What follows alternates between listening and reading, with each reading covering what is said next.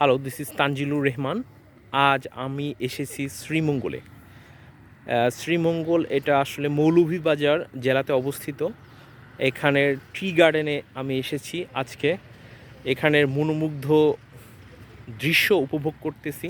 চা বাগানের খুবই সুদিং মনোমুগ্ধকর দৃশ্য উপভোগ করতেছি। চা বাগানের ভেতর দিয়ে চলে গেছে এরকম পথ। এখানে চা শ্রমিকরা এই পথ দিয়ে হেঁটে উপরে গিয়ে তারা হচ্ছে এই চায়ের পাতা সংগ্রহের কাজগুলো করে। প্রকৃতির অপরূপ সৃষ্টি এই চা বাগানগুলো। এখানে আপনারা দেখতে পাচ্ছেন বিভিন্ন ছোট ছোট পাহাড়। এই পাহাড়ের গা ঘেঁষে চা বাগানগুলো অবস্থিত, চায়ের গাছগুলো। খুবই মনোমুগ্ধকর দৃশ্য এটা। আমি আজকে এসেছি, এখন যদিও হাওয়ার তাপমাত্রা কিছুটা বেশি, তারপরও এই রোদের ভিতরে প্রকৃতির অপরূপ লীলা আমি উপভোগ করতেছি।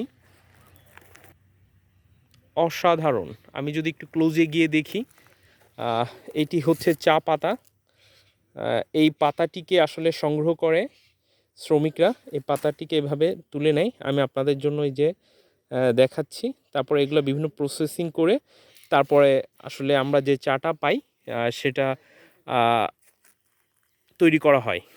এটা প্রচুর শ্রমসাধ্য ব্যাপার। এই রৌদ্রের ভিতরে এই চাগুলোকে সংগ্রহ